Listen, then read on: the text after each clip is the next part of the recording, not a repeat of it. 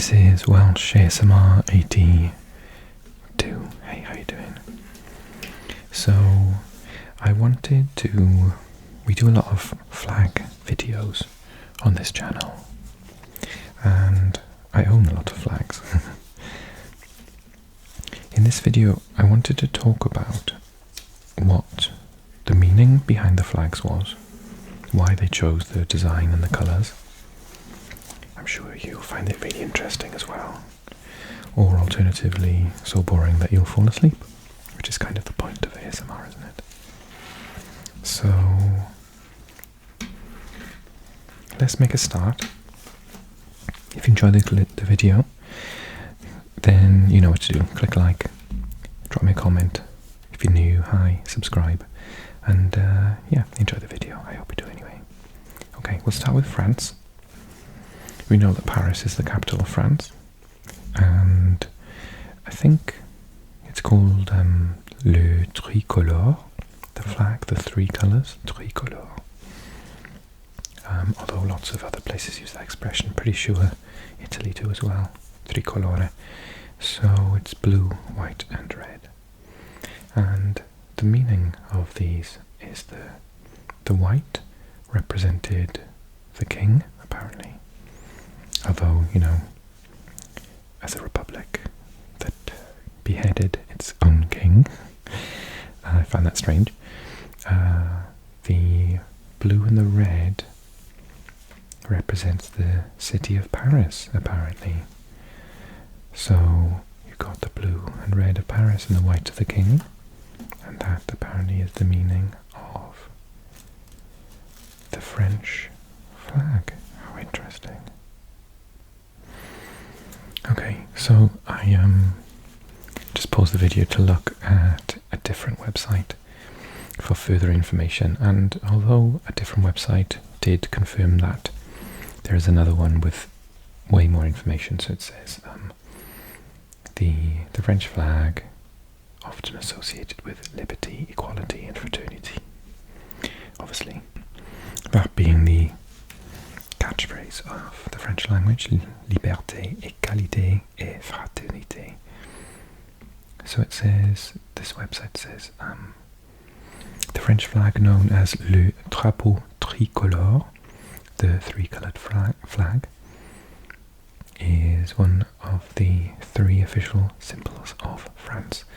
First used in 1789 during the French Revolution, and since then it's been the official flag of France since 1794, excuse me. So it says the colours mean the blue is associated with caring for the destitute by the affluent. This association arises from the incident wherein a rich Roman soldier cut his blue coat into half and gave it to a poor man to protect himself from the freezing cold. The soldier later had a dream that Jesus Christ was wearing his blue coat. He dedicated his life to the service of the church and is known as Saint Martin or Martin of Tours. The white colour in the middle stands for peace and honesty and for royalty and nobility. It represented Joan of Arc, who used a white flag during her battles against the English in the 100 Years' War.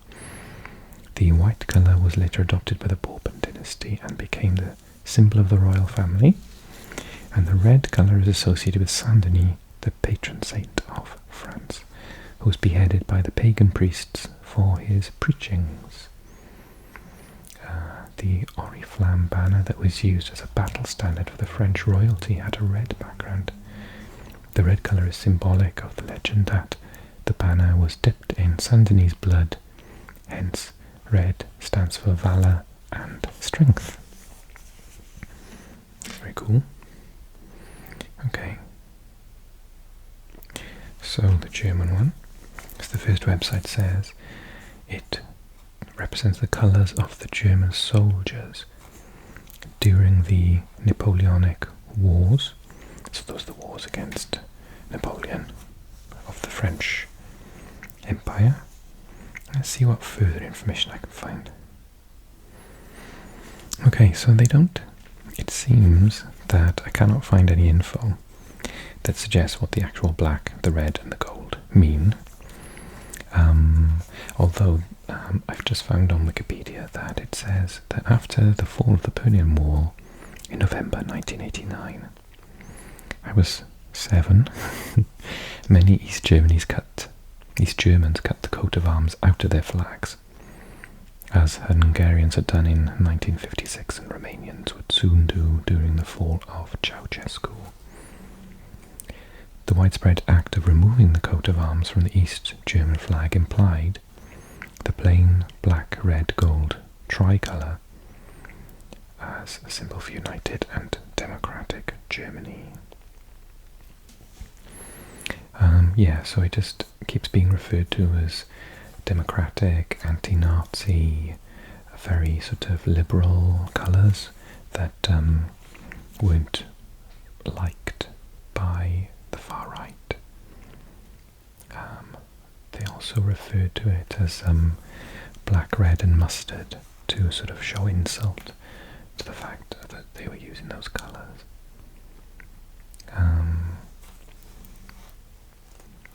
But basically it keeps saying that this flag doesn't really, it's not the black stands for one thing, the red for another and the gold for another thing. But yeah, that's really interesting. And there are certain days where it has to be flown, about sort of 7 or 8 days of the year. And it was used during the Napoleonic Wars. The flag flying days, following a federal decree on the 22nd of March 2005, must be used on the 27th of January for commemoration days, the commemoration day of the victims of National Socialism, the 1st of May, which is Labour Day, Tag der Arbeit, 9th of May for Europe Day, 23rd of May for Constitution Day, 17th of June for the anniversary of the uprising of East Berlin in East Germany, the 20th of July for the anniversary of the July 20th plot, and the 3rd of October, the Day of German Unity, and then the second Sunday before Advent, in memory of all killed during wartime, at which point it's only flown half staff. Okay, let's have a little look at Mexico. Okay, so again, they don't stand for individual things, although I was reading a nice little bit about why it's not the same as the Italian flag, which I think is just down here. So apparently they say that the green should be darker. I don't know, this isn't a very good representation. And also the aspect ratio is different, so I'm guessing this company just printed them out, but apparently the Mexico flag is slightly smaller, the Italian flag goes out either end, and obviously it doesn't have the central image. But yeah, it's recognised that they are similar. So apparently the colours were the colours that were worn by the army, particularly the one that freed Mexico from Spain, I believe. So it says the red, white and green are the colours of the National Army in Mexico. The central emblem is the Mexican coat of arms based on the Aztec symbol for Tenochtitlan, which is now called Mexico City, the capital of Mexico, and the centre of the Aztec Empire once upon a time. It recalls the legend of an eagle sitting on a cactus while devouring a serpent that signalled the Aztecs where to found their city. A ribbon in the national colours is at the bottom of the coat of arms. Throughout history the flag has changed several times. However, the coat of arms has had the same features throughout: an eagle holding a serpent in its talon. It's perched on top of a prickly pear cactus. The cactus is situated on a rock that rises above a lake. Yeah, you can just about make out the blue of the lake and the brown of the rock there. Cool, okay. Gracias, México. Italia. Okay, let's take a look. So it says the green represents the plains and hills. The white represents the snow-capped Alps, the mountain range. And the red symbolizes the blood spilt in wars of Italian independence. Let's dive deeper into that. Okay, so lots of different theories on a different website. So it says, as the similarity suggests, the Italian tricolour derives from the flag of France. Green, which apparently should always be on the hoist side, and if the flag is flown downwards, then it has to be green at the top. So it says, green, the first Italian tricolour, symbolised natural rights, namely social equality and freedom. It says, during the Napoleonic period, the three colours acquired a more idealistic meaning for the population. The green represented hope, the white represented faith, and the red represented love. Other less probable conjectures that explain the adoption of the green hypothesize a tribute that Napoleon wanted to give to Corsica, where he was born, or to a possible reference to the verdant Italian landscape. For the adoption of greenery, there is also the so-called Masonic hypothesis.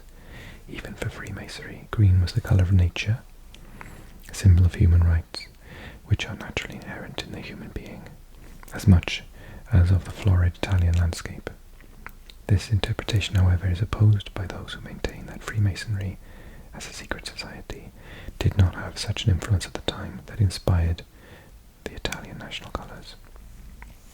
Another hypothesis that attempts to explain the meaning of the three Italian national colours would, without historical basis, be that the green is linked to the colour of the meadows and the Mediterranean macquee, the white to the snow of the Alps, and the red to the blood spilt in the wars of the Italian independence and unification. However, a more religious and philosophical interpretation is that the green represents hope, white represents faith, and the red charity or love, in reference to the three theological virtues. How interesting. Okay,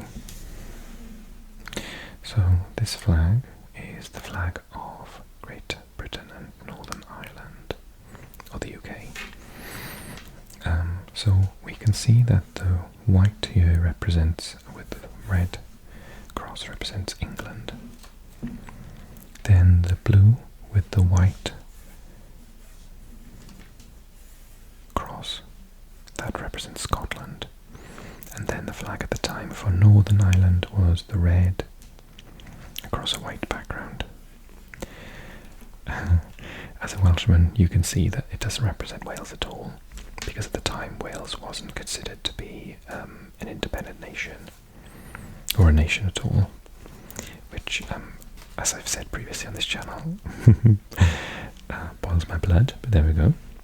But let's talk about the flag, because it is a nice looking flag. It's a symbol of where I was brought up, really, aside from being Welsh. So let's just have a little discovery about what all the different colours mean. Okay, so the lovely Wikipedia says exactly what I just did, that the design of the Union Jack dates back to the Act of the Union in 1801, where you had the red cross of St. George, the patron saint of England, which is edged in white, and then that is superimposed on the saltire of St. Patrick, the patron saint of Ireland, which is here and also edged in white. And then it says, which are again superimposed on the saltire of St. Andrew, the patron saint of Scotland, which is the blue. Wales is not represented in the Union flag by Wales's patron saint, St. David, because the flag was designed while Wales was a part of the Kingdom of England. No official standardized colours were specified, although the Flag Institute defines the red and royal blue colours as Pantone 186C and Pantone 280C respectively.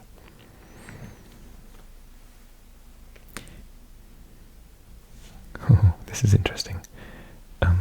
While the flag appears symmetric, the white lines above and below are different widths.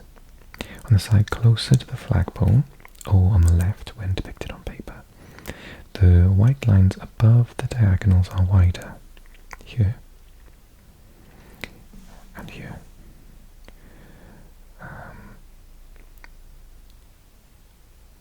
On the side farther from the flagpole, the converse is true, so they are the thicker lines. Thus, no change will be apparent when rotating the flag 180 degrees, but if mirrored, the flag will be upside down. Interesting.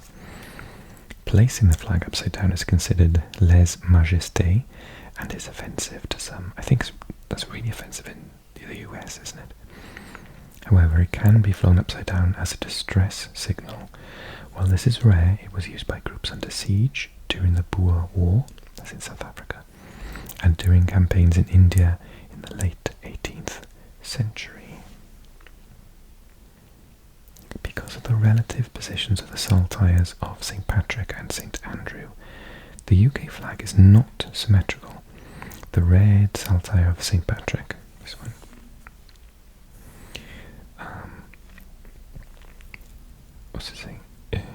is not symmetrical. St. Patrick's offset such that it does not relegate the white saltire of St. Andrew to a mere border. St. Andrew's saltire, the blue, has the higher position at the hoist side, with with St. Patrick's saltire the higher on the position the opposite side. Interesting. Okay, so I really enjoyed doing this video actually. I hope you enjoyed it too. Please like and drop me a comment, and if you want me to continue and do a second video with the other flags that I have, then I'd be really happy to do that. And I've got more flags, so if you want your flag explained, then drop me a comment and let me know, and I'll be happy to do that in the future. Okay guys, thank you so much. Subscribe up here, press like, drop me a comment, let me know if you enjoyed the video and what flag you want me to look at next. And I'll leave another video here for you.